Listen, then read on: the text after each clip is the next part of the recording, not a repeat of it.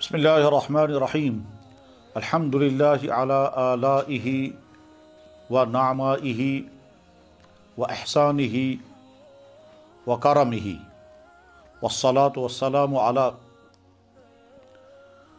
सय्यिदिल्लज़ी उरसिला इलन्नासि रहमतल लिल आलमीन व खातमन नबिय्यीन व सय्यिदिल अंबिया वल मुरसलीन व अला आलिहि व अस्हाबिहि अजमाइन। अम्मा बाद। हज़रात, अल्लाह ने अपने क़ुरआन में मुतअद्दिद अंदाज से मुतअद्दिद जगह पर ये बात समझाई है कि इंसान को जितनी नेमतें मैंने अता की हैं वो नेमतें इतनी बेहद हिसाब हैं कि इंसान का शुमार भी नहीं कर सकता। और साथ में ये भी बताया कि मेरी दी हुई नेमतों को याद भी रखो। चुनाचे चंद आयतें मैं पढ़ता हूँ जिसमें अल्लाह ताला शान इरशाद फरमाते हैं कि मेरी नेमतें क्या क्या हैं और कैसे याद रखो।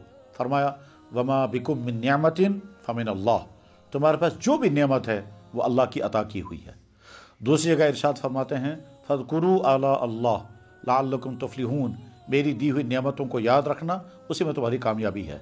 एक जगह फरमाया फज़कुरू आला अल्लाह वला ताअतू फिल अर्दि मुफ़सिदीन, मेरी नेमतों को याद रखना और इन नेमतों का गलत इस्तेमाल करके तुम ज़मीन में फसाद मत मचाना। और ये तो सबको याद होगा। अल्लाह ताला फरमाते हैं फ़बिअय्यि आलाइ रब्बिकुमा तुकज़्ज़िबान, मेरी किस किस नेमत का तुम इनकार करोगे ए इंसानों ए जिन्नात। इन सब के साथ ही अल्लाह ताला ये भी इरशाद फरमाते हैं कि व इन तउद्दू निअमतल्लाहि ला तुहसूहा, अगर तुम मेरी नेमतों को शुमार करने बैठोगे तो शुमार नहीं कर सकोगे। हज़रात, वाक़तन सूरत हाल यही है कि इंसान के बस में ही नहीं है कि अल्लाह की सारी नेमतों को शुमार करे। उसकी वजह यह है कि बेशुमार नेमतें वो हैं जिनके नेमत होने का इंसान को एहसास ही नहीं होता। और बाज़ दफ़ा तो पूरी ज़िंदगी गुजर जाती है और आदमी को पता भी नहीं चलता ये नेमत थी मेरे पास, और कभी कभी एहसास हो जाता है मगर तब जब वो नेमत छिन जाती है। मसलन पेशाब का वक्त पर आना, ये अल्लाह का बहुत बड़ा एहसान है, लेकिन ये बात तब समझ में आएगी जब पेशाब बंद हो जाएगा। पेशाब पाखाने का कंट्रोल में रहना, ये भी अल्लाह का बहुत बड़ा एहसान है, लेकिन ये तब समझ में आता है जब ये अनकंट्रोल हो जाए, खुदा न खास्ता। इसी तरह से नींद का वक्त पर आना और मीठी नींद का आना अल्लाह की बहुत बड़ी नेमत है, लेकिन ये समझ में तब आता है जब आदमी करवटें बदलता रहे और नींद ना आए। और आखिर में बुढ़ापे में बाज़ लोगों को टैबलेट्स खा करके फिर भी नींद नहीं आती है और हफ्तों गुजर जाते हैं, तब समझ में आता है नींद क्या चीज़ है। इंसान ग़िज़ाएँ खा रहा है, हज़म हो रही हैं, एहसास नहीं होता है कि नेमत है, लेकिन जब मैदा फेल हो जाता है और आदमी ग़ज़ा खाने के काबिल नहीं रहता और जो खाता है वो हज़म नहीं होता, तब इंसान तड़पता है, याद करता है जवानी में मैं कितना खाता था और कैसे हज़म करता था, अब तो सिर्फ डकारें आ रही हैं, तब नेमतें। इंसान ग़िज़ाएँ चबा रहा है, दांत काम कर रहे हैं, लेकिन कभी एहसास नहीं होता मेरे दांत हैं, लेकिन जब दांत निकल जाते हैं फिर इंसान देखता रहता है मैं भी तरह तरह की चीज़ें खाता, मैं भी गोश्त चबाता, मैं भी फल खाता, मगर अब दांत नहीं रहे, अब क्या करूँगा। और अगर खाता भी है तो बाद में हज़म नहीं होते, क्योंकि दांतों का काम मैदे को करना पड़ता है। गरज है कि अल्लाह की नेमतें बेशुमार हैं, यकीनन बेशुमार हैं। इंसान के बॉडी के अंदर का जो सिस्टम है, उस अंदर के सिस्टम में कितनी चीज़ें जो काम कर रही हैं, हम किस किस चीज़ का शुक्र अदा करेंगे। मुझे याद है एक दफ़ा मैंने एक डॉक्टर से पूछा कि आपने एनाटॉमी पढ़ी है, उसके ज़रिए कोई अहम तरीन बात समझाएं जिससे ईमान में इजाफा हो।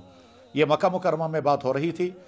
ये हमारे दोस्त एक डॉक्टर हैं और आज भी वही मक्का मुकरमा में उनकी ड्यूटी है। काबतुल्लाह शरीफ के सामने हम बैठे हुए थे।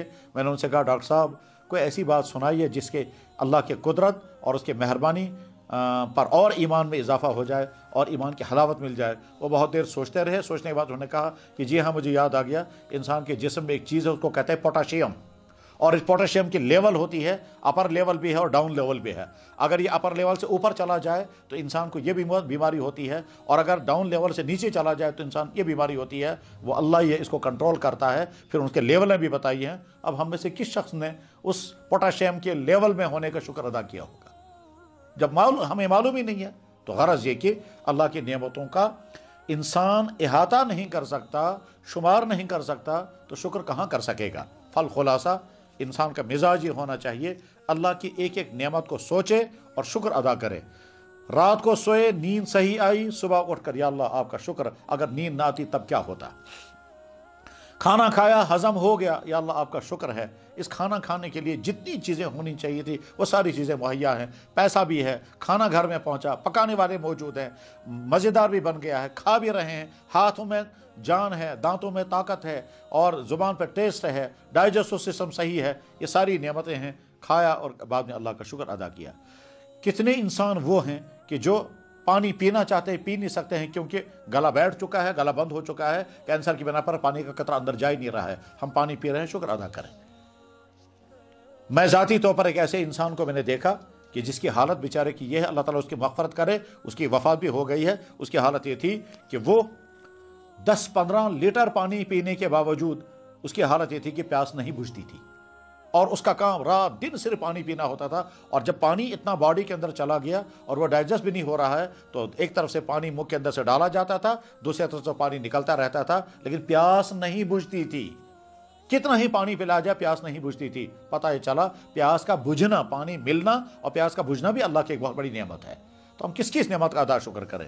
تو اللہ کی نعمتوں کا شکر کرنے کا مزاج بنائیے۔